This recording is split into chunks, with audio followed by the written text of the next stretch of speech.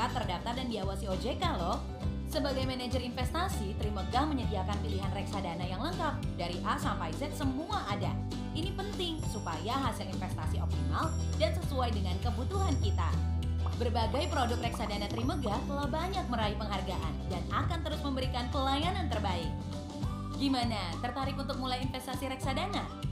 Kunjungi www.trimegah-am.com buat ngepoin lebih banyak tentang investasi reksadana Trimegah. Yuk beranikan dirimu investasi sekarang bersama Trimegah Asset Management.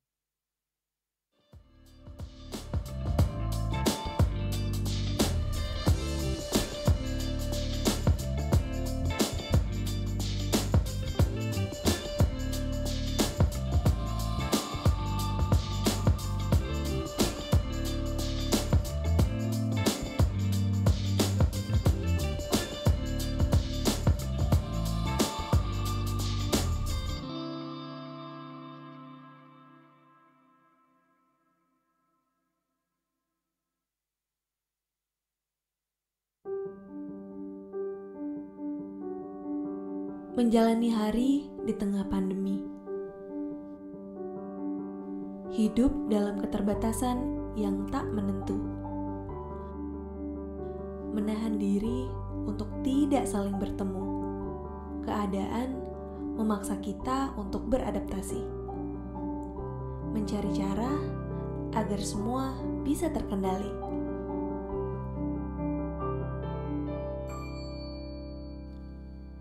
Digitalisasi jadi cara ampuh untuk bangun strategi. Namun faktanya, masalah baru datang silih berganti. Kebebasan dianggap sebagai mimpi. Sampai kita lupa untuk saling berbagi.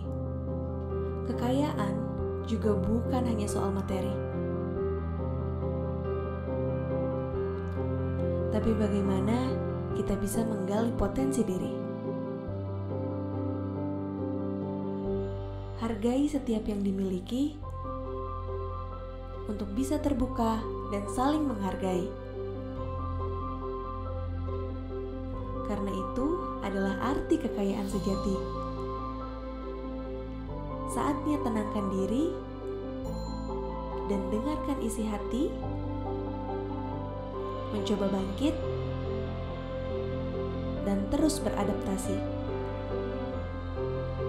agar semua rencana berjalan sesuai kehendak hati.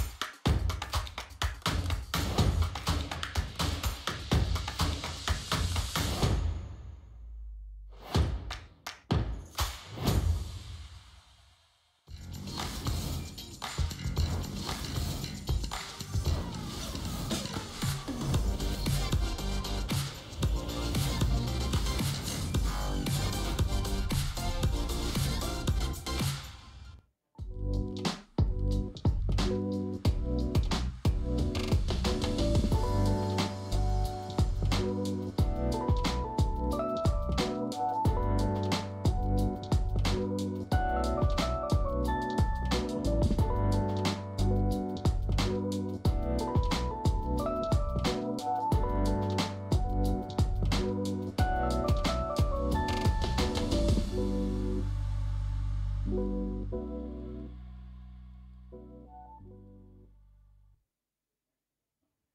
halo, selamat siang. Salam sehat selalu untuk kita semua. Selamat datang di rangkaian World Wisdom 2021 Wellness to Wealth, persembahan dari Permata Bank.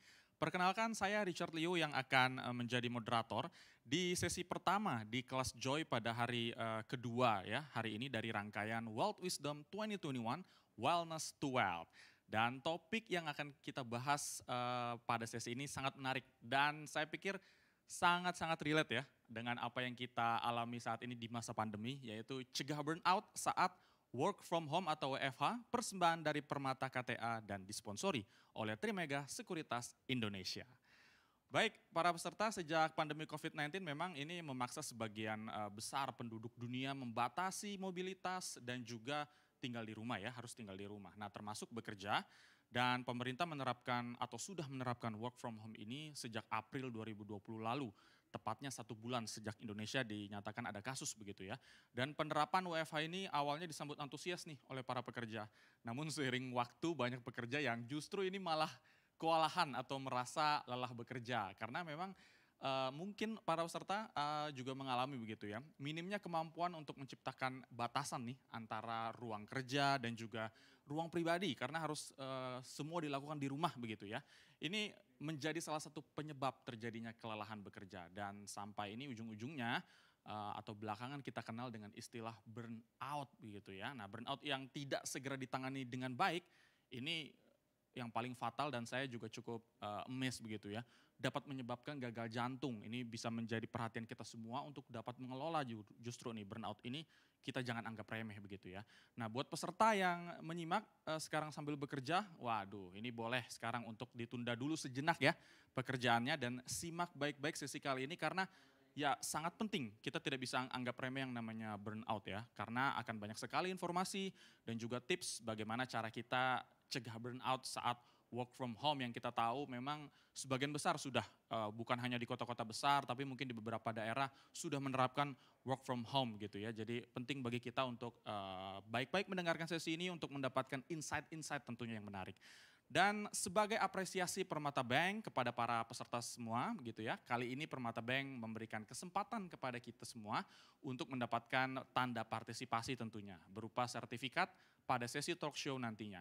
Caranya mudah saja nih, para peserta cukup scan QR code ya yang nanti akan muncul nih di sebelah kiri layar atau silakan klik link yang kami kirim lewat chat box begitu ya. Selanjutnya silakan isi data dan nantinya Permata Bank akan memberikan Anda sertifikat secara online sebagai tanda partisipasi pada sesi ini. Nah, di sebelah kiri nih ya, sudah cukup besar, silakan di scan QR-nya para peserta. Dan juga Permata Bank mengajak peserta untuk berbagi bantuan kepada UMKM dan juga nakes yang terdampak pandemi di wilayah Jawa dan Bali nih. Bantuan akan disalurkan secara bertahap. Jadi yuk kita mulai bantu mereka dengan cara klik donasi sekarang yang linknya juga kami kirim melalui chatbox ya. Dan ikuti petunjuk selanjutnya begitu ya. Kita bantu, kita partisipasi untuk Indonesia yang pulih tentunya. Dan langsung saja tema kita cukup menarik seperti tadi saya sampaikan, cegah burnout saat work from home. Mungkin juga para peserta sudah sempat melihat publikasi flyernya dan di layar juga sudah terlihat. Langsung saja kita sapa, kita juga bersama 4 narasumber yang sudah bergabung secara virtual ya. Ini yang pertama ada Mbak Lala Carmela, seorang public figure, juga ada Mbak Marisa Anita, public figure dan juga lead editor at Great Mind. Dan juga ada Mbak Nirmala Ika Kusumaningrum MPSI, clinical psychologist from Enlight Mind. Dan juga yang keempat ada Mas Willy Salean, Direktur HR atau Human Resources PT Unilever Indonesia TBK. Saya sapa dulu ya. Selamat siang semuanya. Mas dan Mbak apa kabar? Salam sehat semua. Selamat siang Mas sehat semua. Richard. Sehat-sehat. Oke. Saya sedikit ya sekalian kita cek audio karena kita secara virtual kita harus aman ya. Mungkin saya dulu Mbak Lala, apa kabar Mbak? Selamat pagi.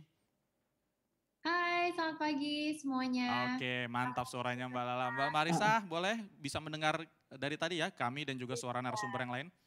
Halo Richard dan juga halo Pak Willy, Mbak Lala, Mbak Nirmala dan juga teman-teman yang sudah bergabung di acara pagi ini. Siap, terima kasih Mbak Marisa dan juga Mbak Nirmala dan juga Mas Willy.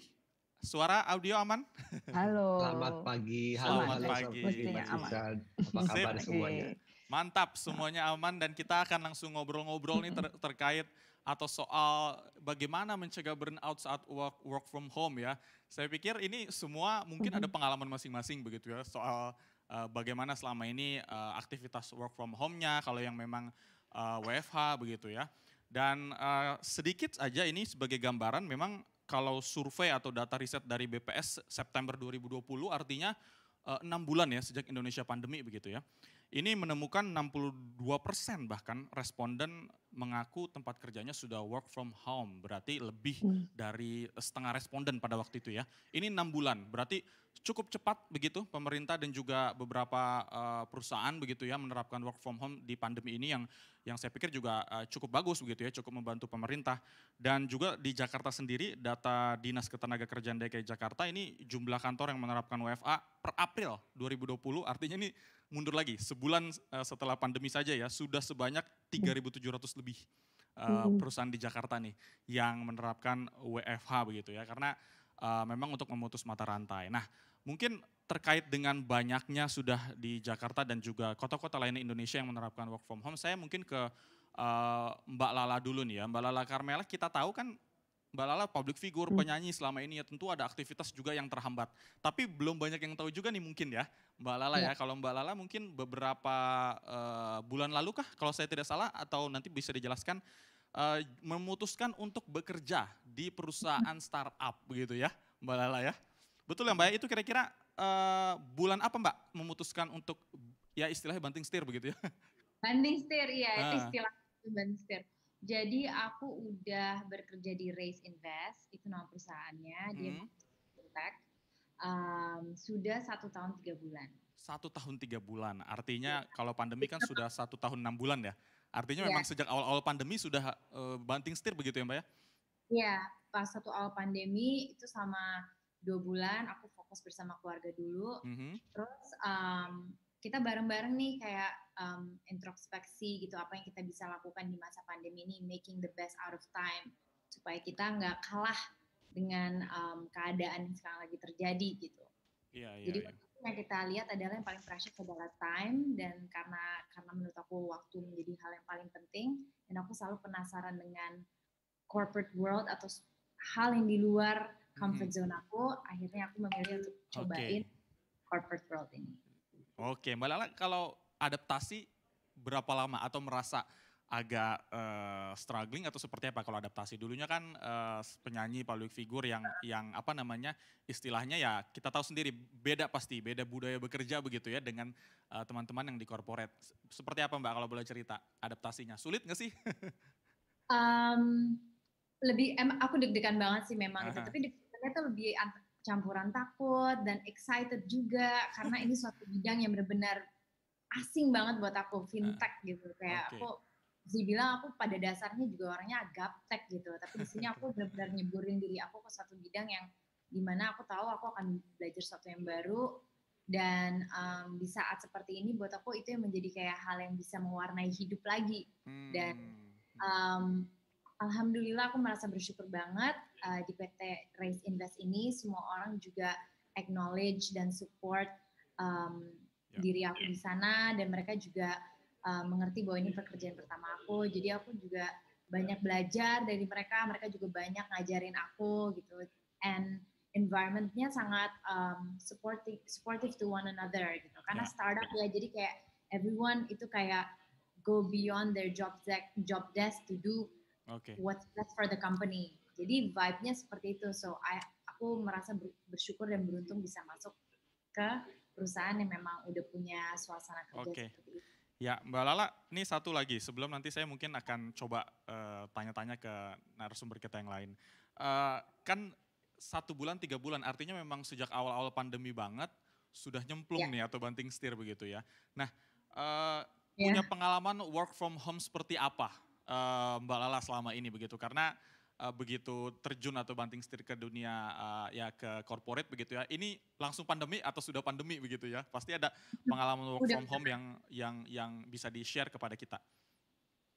Jadi pas waktu aku mulai pekerjaan ini udah memang jadwalnya work from home, tapi memang ada satu kali tetap masuk ke kantor karena kebetulan bidangnya kan finansial, jadi masih bisa ke kantor.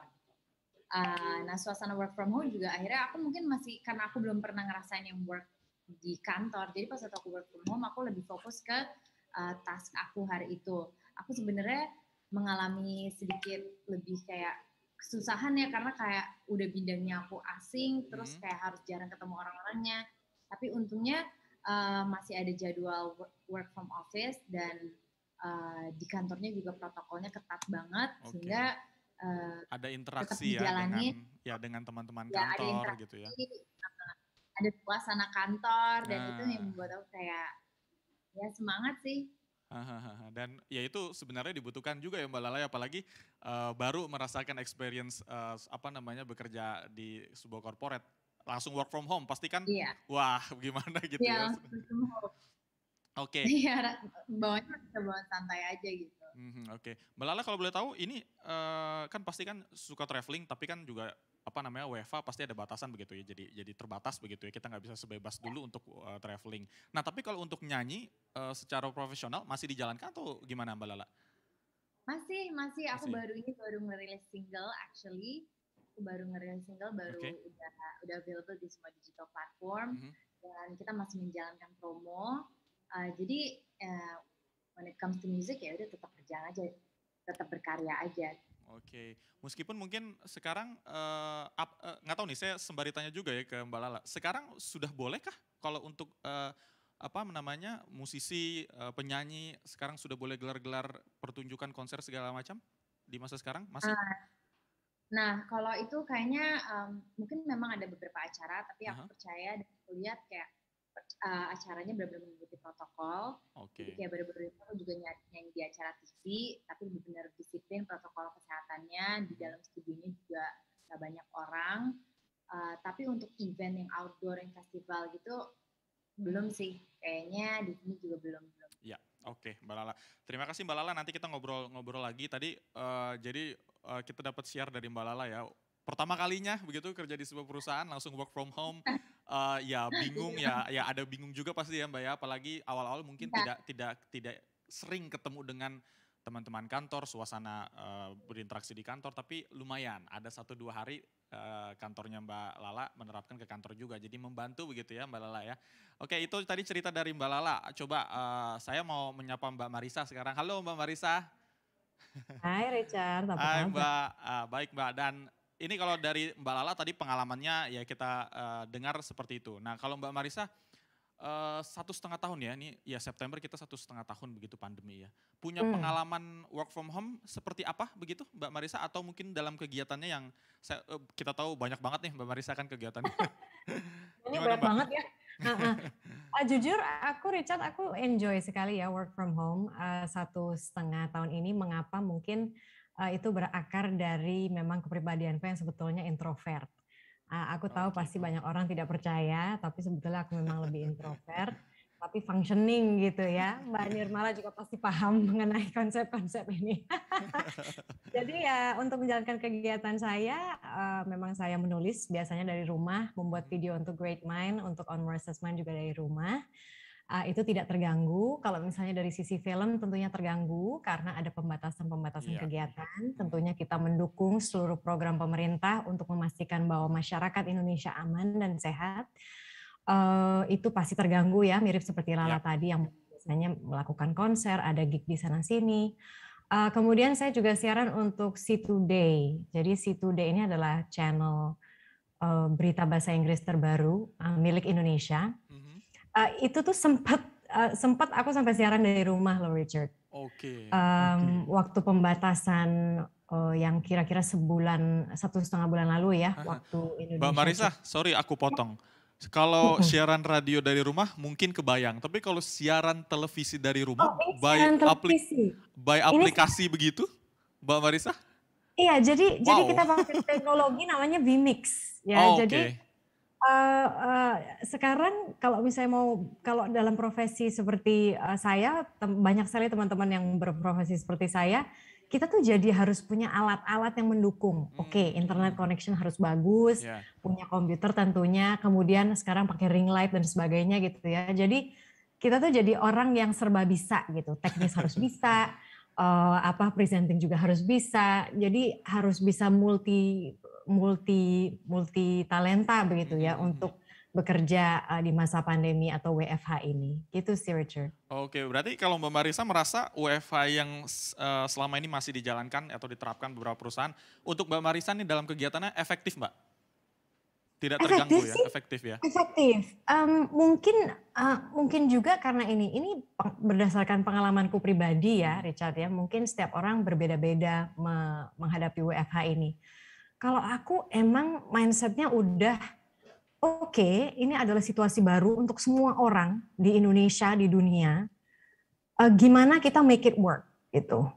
Nggak usah resistensi gitu. Oke, pandemi ini memang kondisinya sangat nggak enak. Ada banyak adaptasi yang harus kita lakukan. Tapi ya it's okay. Nah ketika kita sudah mengubah mindset itu, it's okay, I can do it. Aku bisa kok beradaptasi.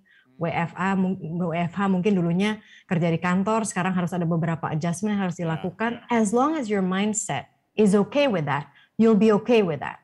Gitu. Oke, berarti sebenarnya kita semua bisa adaptasi begitu ya Mbak, tinggal kitanya begitu ya, mau enggak gitu ya istilahnya, jangan enggak mau dulu kalau mendengar sesuatu yang mungkin kita belum pernah lakukan atau sebagainya ya. Oke, Mbak Marissa, kita coba ngobrol-ngobrol juga nih, saya ingin tahu dari Mas Willy. Mas Willy ini Direktur HR ya di PT Unilever Indonesia Tbk. Mas Willy ini ya HR yang tentunya mengatur kebijakan juga pola kerja begitu ya di sebuah perusahaan terhadap karyawannya. Mas Willy, kalau tadi Mbak Marissa dan Mbak Lala, Mbak Marissa bilang cukup efektif begitu ya yang dialami. Mbak Lala juga tadi sempat kayaknya kalau di rumah terus agak-agak bingung, tapi syukur begitu ya masih 1-2 hari bisa ke kantor yang membuat WFH-nya masih efektif begitu. Tapi kalau dari HR sendiri begitu, kacamata HR ya, sistem work from home ini terhadap hasil kinerja pekerja ini lebih sulit dipantau ketika WFH atau seperti apa Mas Willy? Mas Willy pengalamannya, silakan Mas. Thank you, terima kasih banyak Mas Richard. Jadi kami di Unilever Indonesia begitu ada pandemi memang kita langsung pivot. Saya ingat betul bulan April tahun 2020 kita sebagai board directors itu langsung huddle bersama-sama dan bilang prioritas bisnis harus berbeda dibanding sebelum pandemi. Jadi kita reprioritisasi itu. Jadi semua prioritasnya itu kita duduk dan kita diskusikan ulang. Nah, yang saya sangat happy itu direksi sepakat bahwa employee health and well-being itu menjadi nomor 1. Jadi part of our vision dan purpose itu employee health and well-being harus nomor 1 dulu. Then the business yang lain-lain. Jadi ada 4 prioritas yang lain. Nah, based on itu, Mas Richard, then it's easier to maneuver gitu untuk memanage the whole year. Jadi target-targetnya itu juga disesuaikan dengan cara kita memonitor target, cara kita memberi coaching, cara kita memberi counseling, cara kita komunikasi kita memang harus berbeda. Nah, I'm just wanting to also share bahwa yang namanya produktivitas itu ada 2 hal biasanya orang cara mengukur produktivitas. Kalau orang itu diukur dengan produktivitas itu adalah kehadiran di kantor, maka pertanyaannya apakah orang akan tetap produktif gitu ya. Nah, sebetulnya ukuran produktivitas yang lebih baik adalah apakah orang-orang itu mencapai target yang di-set dengan line manager. Nah, jadi yang utama di sini sebagai HR yang kami lakukan adalah target dari setahun itu kami pilah-pilah menjadi target per quarter gitu, Mas Richard.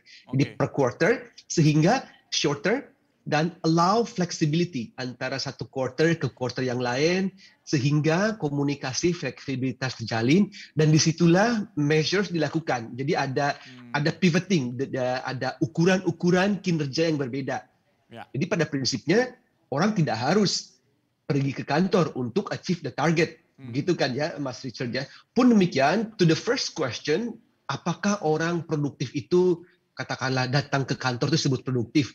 Kita mempunyai banyak analytics yang analytics itu secara anonim saya bisa melihat that people actually work longer saat pandemi karena dari sistem jadi kami mempunyai sistem tuh yang bisa memonitor traffic email, people logging in, people logging out, and actually people are working harder. during pandemi itu yang line manager kita bilang, hey line manager, berdasarkan ini kamu harus hati-hati loh. Karena itu nanti saya bisa cerita apa yang kami lakukan di Unilever untuk memastikan adanya kejelasan border antara workplace dan home. Nah, yang bahaya nih bagi mbak-mbak terutama ibu rumah tangga yang kadang-kadang border itu jadi hilang gitu dengan work from home. Betul, Mas. Itu Mas Richard. Oke, Mas Willy, ini menarik banget. Artinya Mas Willy dan juga teman-teman di Unilever sudah menyadari memang kalau ya contoh tadi ya, produktivitas nggak bisa diukur lagi dengan kehadiran di kantor. Tapi dalam kondisi seperti ini bisa di remote dengan berbagai kebijakan dan juga pola kerja begitu ya yang disesuaikan begitu ya. Nah, mungkin bisa cerita sedikit lebih konkret ke kita nih Mas Willy yang dilakukan teman-teman di Unilever juga bagaimana sih menjaga pola kerja tetap solid, terus komunikasinya seperti apa supaya clear begitu. Karena kalau misalkan semua remote katakanlah ya Mas Willy ya, mungkin bisa telepon begitu atau video call. Tapi terkadang kan komunikasi by chat gitu ya, kebanyakan supaya cepat gitu ya Mas Willy. Nah bahasa tulisan ini kan kadang juga bisa ambigu. Bagaimana teman-teman di Unilever menyiasati ya itu tadi pola komunikasi supaya tim tetap solid dan juga tetap produktif begitu. Ya. Jadi kita mindful dengan kesulitan bekerja di saat pandemi. Nah, kita melakukan berbagai survei, konsiderasi dan concern karyawan itu apa saja. Kita juga mengukur efektivitas komunikasi dan beban pekerjaan. Nah, berdasarkan apa yang kami ketahui saat itu, kemudian kita melakukan real interventions. Interventionnya ada soft intervention, ada hard intervention, Mas Richard. Jadi soft interventionnya itu kita kumpulkan sekitar 60 leadership team untuk di-train, diberi pembelajaran khusus oleh an expert bagaimana bisa hadir di tengah-tengah tim walaupun itu saatnya pandemi. Nah, training itu perlu dilakukan. Jadi misalnya konsep seperti you need to be present padahal secara virtual. How do you be present saat virtual gitu ya? And you have to exercise empathic leadership. Itu yang nomor 2 contohnya. Artinya apa? Kalau kita mulai meeting, Mbak Uya ditanya dulu, keluarga kamu gimana, apa kabarnya, kabar istri. Jadi start meeting with being empathetic. Karena bekerja di rumah itu very difficult. Terutama mereka yang punya anak-anak kecil yang masih di rumah, terutama lagi ibu rumah tangga, yang they have to juggle the work and also family at the same time. Karena yang namanya anak-anak, kalau ada ibu di rumah, they don't want to know that mom is working. Right? So, jadi kita ajarkan how leaders should be present in front of their team. Jadi kalau ada keluhan yang tidak terucapkan, dia harus cepat sensitif tuh. Be empathetic. Kemudian juga kita itu yang soft skill-nya. Yang hard skill-nya kita menerapkan hard ground rules sih, Mas Richard. Jadi setelah berminggu-minggu kita lakukan komunikasi, don't do meeting too early. Don't end meeting too late. Itu susah aja gitu ya. Lunchtime masih ketabrak. Jadi banyak orang nggak sempat makan siang gitu bahkan pada saat work from home ini. Mas Richard dan teman-teman panelis pasti aware banget. Kok kayaknya setelah work from home ini ke toilet pun juga susah banget. Even just to go to toilet susah banget gitu. Karena yang namanya back to back itu kalau zaman dulu ketika kita work from office, ketika kita selesai meeting, we had opportunity untuk jalan ke kamar sebelah kan ya, and we go to toilet in the meantime dan kita say hi to others. Sekarang itu nggak ada gitu. Almost unacceptable when you come late to an online meeting karena kan lo gimana sih masih online aja lo masih terlambat. Lah, I was late from the other meeting gitu yang sekarang itu nggak ada toleransi. Nah, so we had to set akhirnya ground rule, Mas Richard. The ground rule which we announced in email from the board and from the chairman, salah satunya misalnya contohnya, do not start meeting earlier than 8:30. You can argue, wah masa sih Unilever udah kerja di rumah aja meeting nggak boleh early than 8:30. Ya untuk bapak-bapak yang nggak ngurusin anak dulu mungkin you have plenty of time. Tapi bagi ibu-ibu yang mempersiapkan anaknya online schooling, yang mempersiapkan sarapan anaknya, that's not a lot of time gitu ya. So we said ground rules kita set, no meeting earlier than 8:30. Kemudian teman saya ini communication director kami block 12 to 1 p.m. as a resting time dan lunch time gitu. Jadi di block semua orang itu nggak boleh ada meeting. We make a rule antara jam 12 sampai jam 1 nggak boleh ada meeting. Baik. That's lunch time gitu ya. And then the last kita bilang meeting should end before 6 p.m. to allow people to ensure nggak drag down. Nah itu batasan-batasan yang kami coba buat. Yang diterapkan, jadi ada ada soft leadership, ada soft skill yang kita coba ajarkan.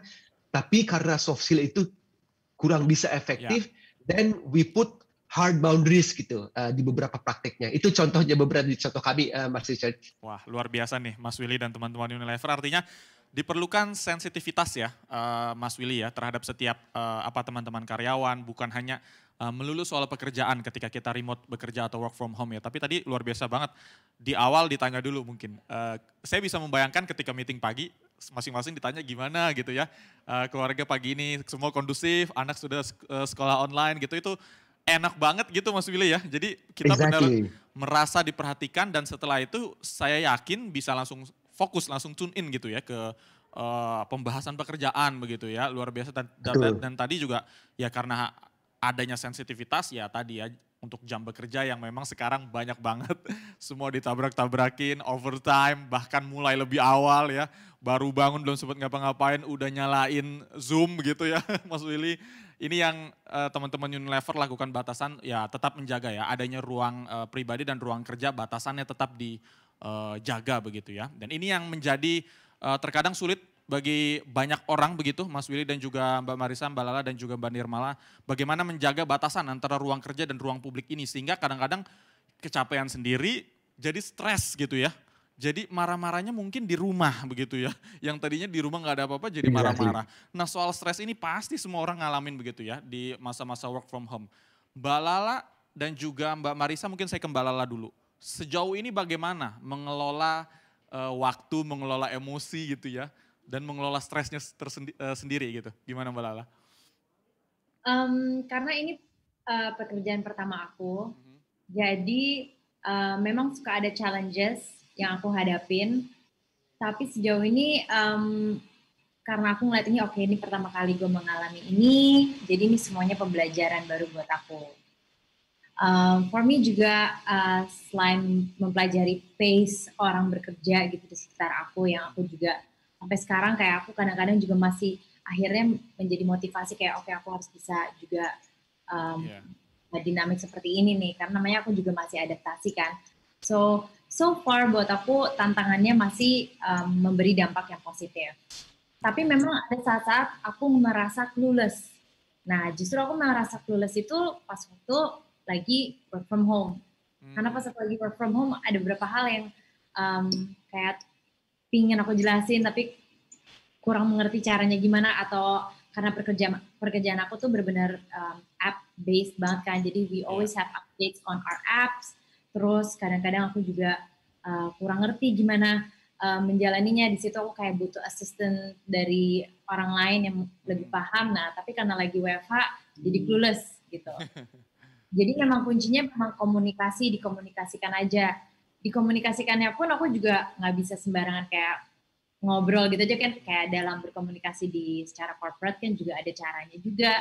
Dan itu yang juga aku belajar dari situ kadang-kadang juga. Dan Race ini adalah perusahaan dari Australia, jadi we would have meeting with dari rekan-rekan kerja kita yang ada di Australia. Dan kadang-kadang aku juga masih kalau misalnya WFH itu kayak mau menjelaskan sesuatu tapi karena nggak tatap muka, itu jadi gitu hal yang menantang gitu. Namun dari mereka kembali lagi mereka terbuka, mereka melihat kayak oke ini memang baru di bidang ini, jadi that tolerance means a lot gitu. Dan memang I guess di saat WFH seperti ini challenge-nya memang lebih ke para leaders seperti yang tadi sudah dijelaskan oleh Pak Willy. Which is very good. Every leader tuh harus bisa gimana tetap stay connected begitu ya. Stay connected to their team, karena kayak tim leader aku gitu. Kalau misalnya ngeliat aku dia nggak bisa ngeliat aku atau ngeliat aku lagi resah atau gimana kan. Jadi harus dari akunya yang cerita. Makanya dari mereka juga mereka proaktif untuk nanya, atau mereka ada sesi di mana ada review lagi, evaluate lagi, dan di saat itu kayak ditanyakan apa kesusahan dari kita. Menurut aku itu hal-hal yang menjadi bagian-bagian yang penting yang harus banyak dilaksanakan. Karena budayanya sekarang udah WFH, where you cannot see the person. Harus benar-benar banyakin komunikasi. Banyak komunikasi ya, supaya clear dan juga kita tidak merasa capek sendiri dan bebannya bisa terbagi gitu, paling tidak gitu ya Mbak Lala ya. Oke, kalau Mbak Marisa tadi cerita, wah sangat enjoy banget gitu ya Mbak Marisa WFH dan cukup efektif selama ini. Tapi ada dong pasti masa-masa di mana aduh capek, mungkin ya stres, lelah gitu. Mbak Marisa ngapain sih kalau lagi stres, mengelolanya gimana, mengelola capeknya gimana gitu? Iya, jadi mungkin yang pertama harus diperhatikan adalah, memang betul Richard, kayak aku itu kan siaran di Si Today kan siaran pagi ya, seminggu itu 2 kali sehingga aku harus bangun jam 3:30 pagi. Dan di hari-hari siaran itu kadang-kadang tuh long day banget, aku bisa kerja bisa 16 jam, 17 jam. Karena tiba-tiba semua deadline, semua project itu datang di saat yang sama gitu. Nah, memang ini untuk menguatkan saja apa yang tadi Pak Willy juga sudah sempat share, bahwa boundaries atau batasan itu sangat penting. Jadi yang saya lakukan memang dalam hidup saya, terutama dalam kaitannya dengan pekerjaan, saya itu nggak pernah balas WhatsApp tentang pekerjaan setelah jam 5. Jadi saya aktif untuk bekerja selalu on dari jam 8 pagi hingga jam 5 sore. Dan setelah itu saya tidak akan lagi merespon segala macam email atau WhatsApp yang berhubungan dengan pekerjaan. Saya akan respon di hari berikutnya, di jam 8. Nah, biasanya kalau misalnya saya balas email itu, saya jadwalkan saja. Mungkin saya tulis di malam itu, kemudian nanti dijadwalkan akan terkirim ke orang itu pada jam 8 pagi, keesokan harinya. Jadi batasan itu memang penting. Kita harus mulai membiasakan itu. Sebetulnya pandemi ini ya mengajarkan kita untuk kembali ke zaman dulu. Sebelum ada teknologi internet, sebelum ada teknologi smartphone. People were so much healthier mentally back then. Kenapa? Karena mereka tidak 24 jam seminggu on terus. Kalau ketika ada ini aja misalnya WhatsApp gitu ya. Kalau misalnya nggak dibalas langsung kan orang kayak langsung kayak tersinggung, lu kenapa nggak balas sih gitu kan? Bentar, kayaknya kamu textingnya udah jam 9 malam deh. Ya kan? It's not normal. So kita harus kembalikan lagi batasan-batasan itu. Tadi ya. Ketika ada batasan itu, kita juga secara mental jadi nggak capek gitu loh. Karena udah tahu bahwa aku dari jam 8 sampai jam 5 itu aku work mode. Kita udah siapkan. Setelah itu time to rest. It's very important to rest. Kemudian yang kedua, tadi menyambung juga apa yang Pak Willy katakan. Terutama bagi para pekerja perempuan ya. Perempuan-perempuan hebat ini tidak hanya berkarir di perusahaan-perusahaan tempat mereka bekerja, tapi mereka juga seorang ibu yang harus mengurus anak-anaknya. Kayaknya kita harus kembali memikirkannya, rethink our roles in marriage, in household. Kita harus memikirkan kembali peran-peran dari suami atau istri dalam suatu rumah tangga. Kenapa tidak bagi tugas? Itu juga yang saya lakukan di rumah tangga saya. Ketika saya sedang sibuk, saya akan katakan itu kepada suami saya, bahwa hari ini, hari saya akan sangat penuh sekali, jadi mungkin mohon bantu, saya tidak bisa masak makan siang, mohon kamu yang masak makan siang, karena dia juga WFH. Atau mohon kalau misalnya kamu juga sedang sibuk, ya sudah, gimana kalau misalnya untuk hari ini saja kita pesan makanan. Jadi ada pembagian peran. Mengurus anak itu tidak lagi tugas seorang ibu saja. Itu harus balance. Kerjasama gitu. Ya. Iya, kan bikinnya sama gitu. Cuma yang ngurus ibunya saja. It's time to rethink zaman sekarang. Betul sekali. Terima kasih Mbak Marisa, sangat apresiasi sekali. Memang selain pekerjaan, memang aktivitas ya PR di rumah begitu ya, mengurus anak juga pekerjaan rumah tangga juga harus diperhatikan dalam hal ini karena semuanya dalam satu lokasi nyampur, pekerjaan kantor dan sebagainya begitu ya. Pasti burn out, Richard.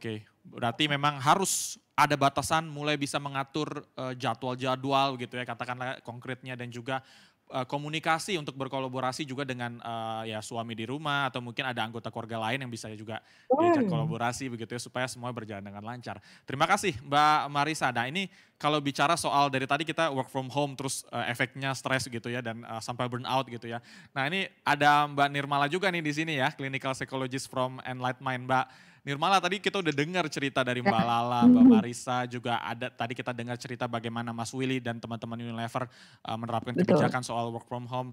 Tapi yang namanya stres pasti tidak terhindarkan. Nah biasanya stres berujung burnout ini begitu ya, fenomena burnout ini jadi fenomena yang sering terjadi gitu ya. Mungkin tidak semuanya terekspos jadi kita nggak tahu pastilah begitu ya. Pasti di beberapa rumah ada dan banyak saya yakin mengalami kelelahan ini. Pemicunya atau tanda-tandanya karyawan atau seseorang mengalami burnout yang mesti kita hindari begitu. Seperti apa sih Mbak? Tanda-tandanya dulu deh. Oh, tanda-tandanya dulu nih ya. Kalau tanda-tanda itu sebenarnya, nah ini kadang orang memang nggak sadar karena tanda-tanda itu bisa gini. Kayak kita capek terus. Nah kalau orang Indonesia itu kan kalau capek terus, oh masuk angin ya biasanya gitu kan. Pijet gitu kan. Nah, jadi kadang kita suka nggak aware. Jadi kalau misalnya kita capek terus padahal kita udah pijet, kita mungkin udah minum tolak angin, udah semua, kok nggak selesai-selesai. Ini kayak masuk, nggak kelar-kelar nih badan, nggak enak-enak. Itu sebenarnya salah satu tanda. Itu berarti udah mulai kena fisik tuh. Kemudian susah tidur atau tidurnya nggak nyenyak. Bisa sih tidur tapi gitu ya. Nanti jam 1 malam kebangun, jam 2 malam kebangun. Atau jadi malam, nggak tidur-tidur. Nah biasanya sekarang juga orang suka nggak sadar karena akhirnya, oh ya bisa aku nonton ini sih drakor. Nah padahal sebenarnya gitu. Jadi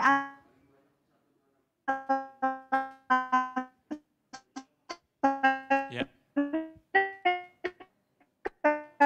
Mbak Nirmala.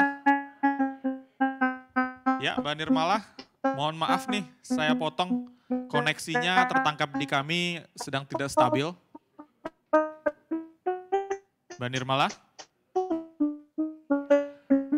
Oke, mungkin nanti teman-teman sembari kita perbaiki koneksi atau kita komunikasi dengan Mbak Nirmala, mungkin saya ke Mas Willy dulu deh ya, balik ya ke Mas Willy. Mas Willy tadi kan bercerita Mas Willy, banyak, tunggu mungkin sebentar Mbak Nirmala. Inilah salah satu tantangan ya. Ya, masalah koneksi tapi kita akan segera perbaiki. Kita mungkin ke Mas Willy. Mas Willy tadi tadi Mas Willy sudah cerita banyak begitu ya soal apa saja yang diterapkan. Sebenarnya itu juga salah satu cara ya untuk preventif supaya teman-teman karyawan tidak gampang stres mungkin ya, terhindar begitu ya. Tapi kalau misalkan secara, kan karyawan apalagi PT Unilever kita tahu karyawan pasti banyak begitu Mas Willy ya. Karyawan banyak banget, teman-teman karyawan banyak banget. Memantau setiap orang gitu ya, artinya secara spesifik memantau kondisi mentalnya katakanlah begitu ya selama work from home ini. Apa yang sudah dilakukan Unilever atau mungkin apa yang sedang direncanakan? Karena ini tidak bisa kita anggap remeh soal mental health ini ya, mental health issue ini, Mas Willy. Ya, really very important, very good questions. Thank you for asking that one. Saya ingin kita melakukan banyak hal, salah satunya untuk memantau tim, grup, individuals. Jadi kita itu punya well-being tim di company ini. Jadi dipimpin oleh seorang direktur, bukan HR ya. So well-being, employee well-being is not responsibility of HR. Jadi bukan saya yang semuanya itu mengerjakan. Ada salah satu direktur kami, operation director yang mendapat tugas. Jadi tahun sebelumnya Director Foods Marketing yang mengepalai well-being team, dan sekarang tahun ini Director Operations mengepalai well-being team. Ada 5 anak buah. They did a survey recently dan kami tahu, saya bisa bacakan sedikit, about 70% experiencing anxieties. Mereka bilang tidak bisa, they claim to work more hours during work from office. Mereka bilang 82% have more meeting during work from office. Jadi karena itu kita monitor melalui survei yang kita lakukan regularly. Nah, expansion dari yang tadi saya sampaikan mengenai ground rules itu salah satunya juga tadi saya lupa sampaikan, Mas Richard. Kita mengumumkan ground rule tambahan untuk allow orang to refresh, rejuvenate. Ya. Itu setiap saat Jumat siang tidak boleh kita lakukan meeting. So we declare Friday afternoon is your focus time. What is your focus time? Focus time itu adalah focus to do your self-development. Jadi kita punya banyak online learning platform. They can do their own learning, their self-development, atau do focus projects. Gitu ya, that's Friday afternoon. Nah, kita melakukan monitoring terus-menerus, tapi juga memang isu mental health well-being ini remain an issue yang perlu di-unlock. Jadi kita bahkan mengundang beberapa kali talk show, focus on well-being. Nah, karena kita find out bahwa mereka bilang, susah kalau gue ngaku bahwa gue itu a bit I have a lot of anxieties gitu ya. Nah itu kita undang, jadi kita undang talk show, kita undang karyawan, dan karyawan itu ada beberapa orang yang come out. I was really disturbed, I feel disturbed mentally selama periode ini, adalah ini. Jadi allowing people to come out. Karena dengan come out itu akan mendapatkan support dari yang lain. Nah, si well-being champion juga mempunyai tim. Jadi kita mempunyai sekitar 20 orang yang kita train secara spesifik untuk menjadi namanya mental health champion. What is mental health champion? Orang-orang ini bukan psychologist, adalah karyawan biasa, tapi mereka bisa menjadi go-to person gitu untuk karyawan. Mas Willy, terima kasih banyak. Nanti kita kembali lagi, menarik banget apa yang diterapkan Mas Willy dan teman-teman di Unilever, luar biasa. Apresiasi tentunya. Dan kita sudah tersambung kembali sama Mbak Nirmala. Mbak Nirmala? Ya, halo, sorry ya, ini salah satu kendala work from home. Kita lanjut tadi, mungkin tanda-tandanya seseorang dan juga pemicunya lah begitu ya. Seseorang bisa tadi tanda-tandanya ya. Selain kelelahan tadi nggak bisa tidur, kemudian nih gampang banget kita kayak terganggu irritating gitu loh. Jadi misal ada apa dikit kita bawaannya mau marah, ada apa dikit bawaannya baper gitu ya kalau bahasa sekarang. Ada apa dikit bawaannya pengen nyinyir. Mungkin orang cuma ngepost apa kita tuh langsung wah gitu ya. Nah itu kalau udah muncul kayak gitu-gitu mulai cek deh. Nah sama yang paling sering adalah mungkin mulai teman-teman biasa rasakan adalah cemas. Jadi mau masuk kantor bisa ngerasa, aduh ini udah minggu malam, udah mulai deg-degan. Bangun pagi bukannya semangat gitu ya. Biasanya kita aduh masih bangun pagi, menghibur pagi ya. Bukannya semangat malah gue ngapain ya hari ini gitu ya. Apa sih aku lakukan di hidup ini? Nah beberapa orang malah mulai bertanya tuh. Beberapa klienku mulai gitu, Mbak apa sih yang aku lakukan di hidup ini? Padahal sebenarnya mereka tetap punya rutinitas. Tapi mulai bertanya-tanya. Nah kalau sudah ada tanda-tanda seperti itu berarti mulai. Oke kita mulai ada waspada nih. Kenapa ya? Work from home yang harusnya menyenangkan kan ya. Seperti tadi kata Mbak Marisa. Harusnya menyenangkan karena bisa ngatur waktu. Bisa ini. Kenapa kok saya jadi mulai merasa begini? Mulai kayak kapan ini berakhir? Mulai ada kayak gitu-gitu ya. Bahkan itu tadi mulai bertanya-tanya, saya itu ngapain sih hidup ini gitu? Apa sih yang tujuannya? Itu mulai itu sudah mulai diwaspadai itu Mas kayak kalau kayak ada kayak gitu-gitu. Kalau pemicunya tadi Mbak Nirmala biasanya kalau tadi mungkin dibahas mungkin load bekerja yang padat dan juga pekerjaan rumah ditambah tidak ada batasan. Itu salah satu pemicu, tapi apalagi pemicunya mungkin yang bisa diwaspadai? Nah, sebenarnya sebelum kita work from home sendiri, sebenarnya pandemi ini kan sudah bikin masalah ya buat kita ya. Sekarang kalau mau jujur, siapa sih dari kita yang pernah ngalamin pandemi? Nggak ada, gitu kan. Ini benar-benar hal baru. Bahkan mungkin nenek kita pun nggak pernah ngalamin, jadi nenek kita nggak bisa cerita, kalau pandemi itu gini, nggak bisa gitu. So this is very new buat kita. Dan itu pasti memberikan stres tambahan. Kita kayak merasa masuk ke suatu area yang kita nggak kenalin. Dan itu memunculkan banyak kecemasan gitu ya. Banyak kecemasan, banyak ketidakpastian. Secara psikologis kita nggak siap. Ada orang-orang yang memang bisa mengatasi bisa beradaptasi dengan cepat. Tapi banyak yang sulit. Karena itu tadi, kita butuh beradaptasi. Dalam situasi yang tiba-tiba dari yang biasanya kayak baik-baik aja, tiba-tiba dueng gitu ya. Bahkan sesederhana, yang dulu saya punya rutinitas ke kantor, sekarang tiba-tiba saya harus di rumah. Dulu yang saya nggak harus melihat anak saya gimana susahnya belajar gitu ya karena ada dia ke sekolah gitu kan. Sekarang saya harus ikut mikir gitu kan untuk gimana. Itu jelas pasti gitu, betul.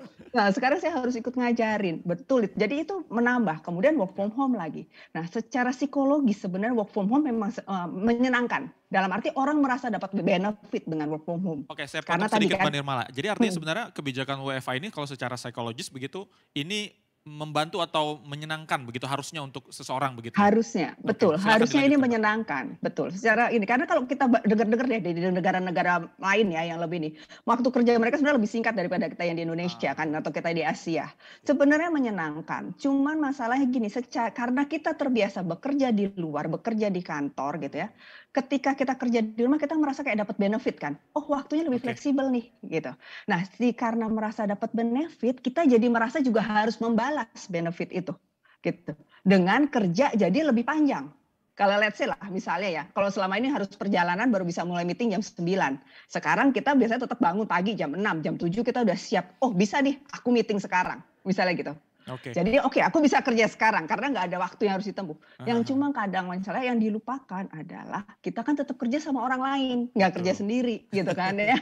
Jam 7 belum tentu temennya udah siap buat meeting. Siapa tahu jam 7 temennya lagi ngurusin settingan sekolah online anaknya kayak gitu kan. Nah, Mbak Nirmala menarik banget. Tapi sebelum saya juga mungkin ke narasumber yang lain, back to narasumber yang lain, dampaknya tadi kalau saya bacakan begitu di awal ya, saya juga baca beberapa artikel bisa sampai gagal jantung begitu, dampak yang paling fatal. Betul. Dampak apa saja yang bisa Mbak Nirmala sampaikan untuk kewaspadaan kita nih? Singkat saja Mbak, silakan. Gitu. Oke, dampaknya pasti produktivitas, performa tadi Pak Willy bilang, walaupun performa tidak diukur dari tapi performa pasti ngaruh.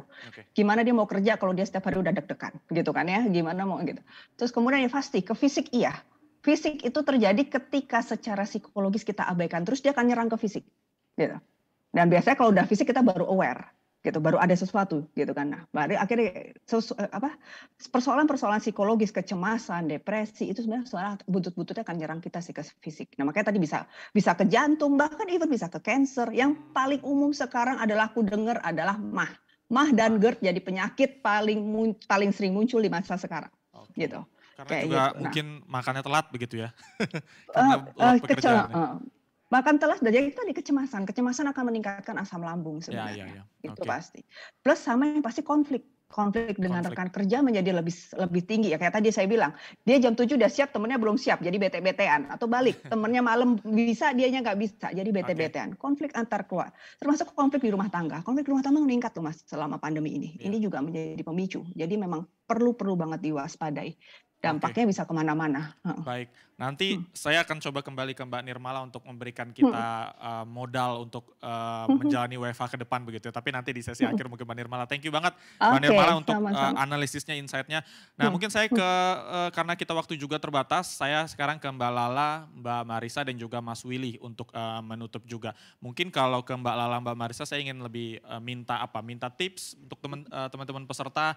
Bagaimana WFH ini kan kita tidak tahu ya sampai kapan pandemi berakhir. Bahkan katanya ada yang bilang pandemi pun berakhir, sepertinya pola WFH ini masih akan diteruskan karena efektif dan efisien tadi begitu ya.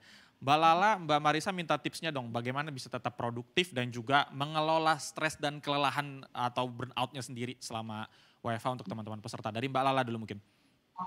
Iya, buat aku mungkin karena di setiap tempat private kita, maksudnya di tempat kita pribadi kan kondisinya beda-beda. Ada yang mungkin punya anak, ada juga yang mungkin tinggal sama orang lain, atau yang juga ya tinggal sendiri gitu. Memang harus bisa juga tetap build that workspace walaupun kalian at home. Dan juga memang penting kayak tadi yang seperti tips yang Mbak Marisa bilang gitu, di saat waktu tertentu memang harus ada break. Kayak ya mungkin nggak harus juga setelah jam 5, kayak diantara, kalau misalnya aku pribadi tipsnya adalah kalau duduk juga terus gitu ya di depan laptop itu sebenarnya nggak sehat. Jadi kayak aku sekali-sekali berdiri dan jalan aja ngelilingin that workspace. Dan aku bikin workspace itu seminimal mungkin karena aku ngebayanginnya tiba-tiba ada apa atau ada apa di luar kayak kamar aku misalnya. Ya udah itu kan, karena kan misalnya kayak juga orang tua aku datang atau apa gitu. Tapi I build my workspace di situ. Aku juga maksimalin kayak kalau misalnya aku take a break, aku jalan aja keliling di situ sambil juga unwind gitu. So paling make those little things around your work time untuk juga entertain you, atau misalnya karena aku tetap aja kan kayak setelah misalnya Zoom meeting gitu. Oke, abis itu aku dengerin 2-3 lagu yang aku suka tuh nge-boost mood aku gitu. Ya sebenarnya banyak hal yang sebenarnya bisa kita lakukan karena yaitu ada positifnya juga bahwa kita itu di rumah. Oke, baik. Terima kasih Mbak Lala. Jadi memang harus pintar-pintar apa hobinya, apa yang disenangi, atur waktu untuk lakukan itu di sela-sela pekerjaannya. Mbak Marisa seperti apa Mbak? Ya, kalau saya disiplin waktu, disiplin diri, kurangi waktu bermain sosial media karena itu sebetulnya nggak terlalu penting. Kemudian yang keempat itu menekankan apa yang tadi Lala bilang, tahu saat-saat di mana kita harus istirahat. Aku setuju banget dengan Lala tadi, kalau misalnya butuh break, misalnya jalanannya di sekitar kompleks, itu kan juga lumayan banyak pohon segala macam, atau jalan di taman, connecting to nature, terhubung dengan alam itu sangat-sangat membantu untuk dikompres. Atau ini kalau kepala udah penuh nih akhirnya kayak relax lagi. Dan bahkan di Spanyol kan ada juga kultur siesta ya, atau tidur siang. Nah kayaknya perusahaan-perusahaan bisa kembali lagi memikirkan apakah siesta ini penting gitu. Siesta mah paling 10 hingga 30 menit, tapi itu bisa nge-recharge kita banget. Disiplin diri adalah kalau misalnya kita memang disiplin diri dalam disiplin waktu ya. Misalnya kita udah ngomong, oke, dari jam 8 sampai jam 10 gue akan fokus di sini. Udah, fokusnya di situ aja. Baik. Singkirkan seluruh distraksi, apalagi ini, gadget ini, kalau misalnya kita nggak hati-hati pakainya, ini bisa jadi sumber distraksi. Jadi kita memang harus mendisiplinkan diri kembali untuk bisa fokus, dan ketika kita fokus otomatis pikiran kita nggak kemana-mana, kita menjadi lebih produktif, dan burnout itu bisa dihindari. But again, always remember to combine, kombinasi antara bekerja, terus tahu ketika badan kita sudah lelah, pikiran kita sudah terlalu penuh, take a rest. Itu really important. Relax your body. Bisa berbagai macam cara, bisa meditasi duduk, meditasi makan, bahkan meditasi jalan. Cari yang paling pas untuk Anda. Oke, terima kasih Mbak Marisa. Jadi memang ya batasan tadi ya, disiplin diri harus dari diri sendiri sudah bisa membuat batasan itu. Kalau enggak overload, capek sendiri, burn out akhirnya ya. Capek tuh kalau Mbak Marisa, luar biasa. Terima kasih Mbak Lala dan Mbak Marisa untuk tipsnya untuk teman-teman peserta dan kita semua. Nah, kalau saya ke Mas Willy mungkin ini luar biasa saya pikir yang dilakukan Unilever dan untuk karyawannya. Mungkin Mas Willy punya input insight untuk mungkin teman-teman HR lain begitu ya, bisa jadi untuk bahan pertimbangan begitu dan untuk pertimbangan di perusahaan masing-masing. Bagaimana sih kalau Mas Willy punya tips membuat mood karyawan itu tetap terjaga di kala sistem work from home ini, Mas Willy? Jadi kalau dari kami, apa yang bisa kita lakukan untuk menjaga emotional dan well-being itu semua sudah tahu jawabannya. Mbak Nirmala bisa jawab, semua sudah tahu, harus istirahat cukup, harus physical exercise, harus tidur cukup, harus makan cukup, minum 2 liter, semua sudah tahu. Ya, and company can give you that avenue, tetapi seperti banyak permintaan, saya ingin jadi membership of a fitness club. Boleh, tapi you still need to do the push up. Ya kan?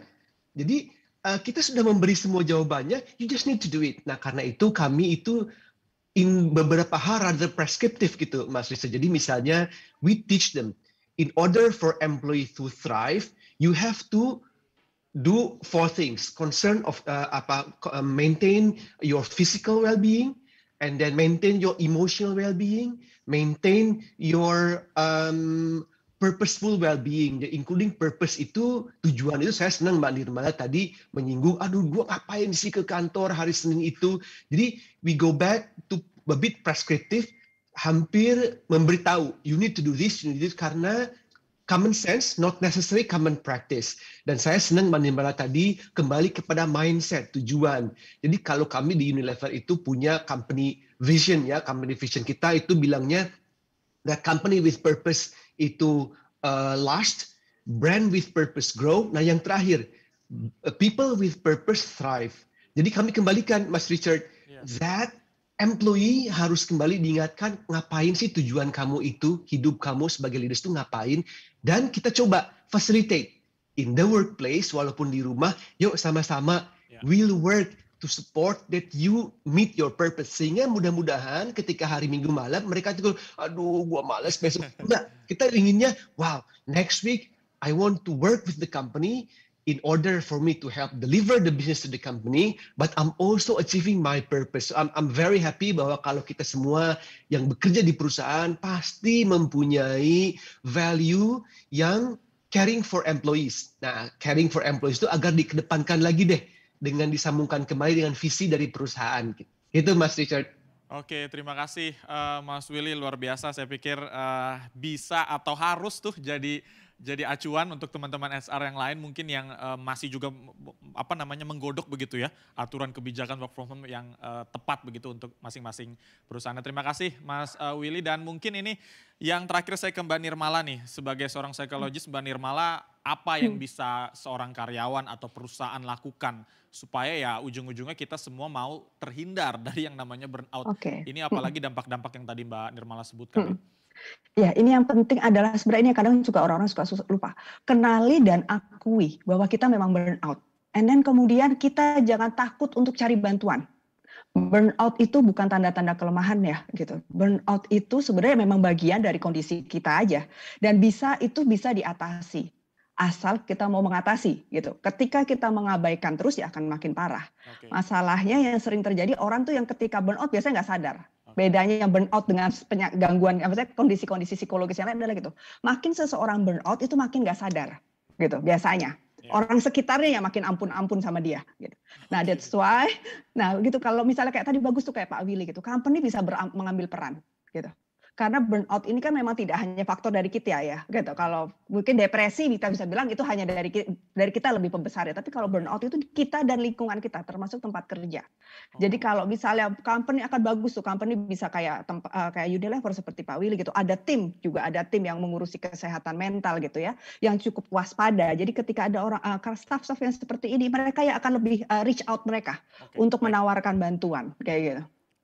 Baik, terima kasih Mbak Nirmala. Ini artinya memang kalau saya boleh simpulkan dari 4 narasumber dan tema kita kali ini harus ada support system atau ekosistemnya harus dibentuk untuk concern banget nih soal mental health ini ya dalam masa-masa work from home dari karyawan sudah harus berani membuat batasan-batasan begitu ya, tentunya dikomunikasikan secara baik dengan perusahaan dan perusahaan sendiri juga harus sensitif terhadap ya budaya work from home ini. Apa saja sih karyawan di rumah yang kadang-kadang bisa menjadi halangan, menjadi beban begitu ya, pemicu dan sebagainya. Jadi kedua belah pihak ini ya, karyawan dan perusahaan harus saling komunikasi, kolaborasi dan juga ya tadi kalau dari personalnya harus akui ya kalau kita memang sedang stres, bilang stres gitu ya.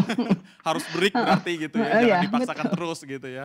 Oke, terima kasih sekali lagi Mbak Lala Carmela, Mbak Marissa Anita, Mbak Nirmala Ika Kusumaningrum dan juga Mas Willy untuk insight-nya dan juga sharing-nya saya pikir sangat mencerahkan, sangat inspiratif dari sesi kali ini yang harus banget diaplikasi oleh teman-teman dan juga perusahaan-perusahaan yang ada, karena ini sangat penting isu mental health yang sedang berjalan begitu, apalagi beriringan work from home yang terus-terusan masih kita jalani di sebagian besar tempat. Terima kasih sekali lagi untuk Mbak narasumber, tetap sehat semua, salam sehat, salam waras kalau dari saya, tetap sehat, menjaga kewarasan dan terus produktif dan inspiratif. Sampai jumpa di lain kesempatan. Terima kasih. Baik. Selalu. Terima kasih Mbak Marissa, Mbak Lala, Mbak Nirmala dan juga Mas Willy. Dan terima kasih juga nih untuk teman-teman peserta ya yang sudah bergabung di kelas Joy. Luar biasa kan ya, mencerahkan dan harus benar-benar kita perhatikan betul. Jangan malu mengakui kalau kita stres, take a break begitu ya. Oke, itu dia pembahasan yang menarik dan tentunya pembahasan tentang cegah burnout saat WFH, persembahan dari Permata KTA dan juga disponsori oleh Trimega Sekuritas Indonesia dan juga para sponsor lainnya serta media partner yang tidak bisa disebutkan satu persatu, tentunya terima kasih banyak. Dan juga saya infokan sekali lagi nih teman-teman peserta, jangan lupa untuk mendapatkan e-sertifikat ya. Di kelas ini caranya mudah saja, cukup scan QR code ini di kiri saya sudah tertera berikut ini dan atau klik link ya, bisa juga selain scan QR code, klik link yang ada di chat box dan isi data Anda. Dan Permata Bank akan memberikan Anda e-sertifikat secara online sebagai tanda partisipasi dalam sesi ini. Permata Bank juga mengajak peserta tentu untuk berbagi bantuan kepada UMKM dan nakes yang terdampak pandemi di wilayah Jawa dan Bali. Bantuan akan disalurkan secara bertahap, jadi yuk mari kita mulai bantu sesama kita dengan cara mengklik donasi sekarang yang kami kirim melalui chatbox juga. Ikuti petunjuk selanjutnya, silahkan ya. Mari bantu Indonesia untuk bully. Kita akan break sejenak teman-teman peserta dan tentunya akan kembali dengan sesi-sesi menarik lainnya. Ada Maintaining Economic Growth Under Uncertainty and First House Check, Limited, Aesthetic, dan Affordable di sesi selanjutnya begitu ya. Jadi pastikan di tempat Anda, istirahat dulu sekarang, jangan dipaksa begitu ya, matanya juga capek. Oke, akhir kata saya Richard Liu, terima kasih, salam sehat semua. Kita jumpa lagi di lain kesempatan, selamat siang, selamat berakhir pekan.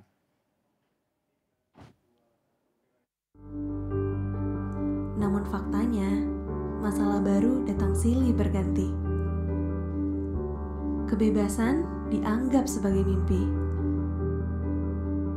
Sampai kita lupa untuk saling berbagi. Kekayaan juga bukan hanya soal materi. Tapi bagaimana kita bisa menggali potensi diri. Hargai setiap yang dimiliki untuk bisa terbuka dan saling menghargai. karena itu adalah arti kekayaan sejati. Saatnya tenangkan diri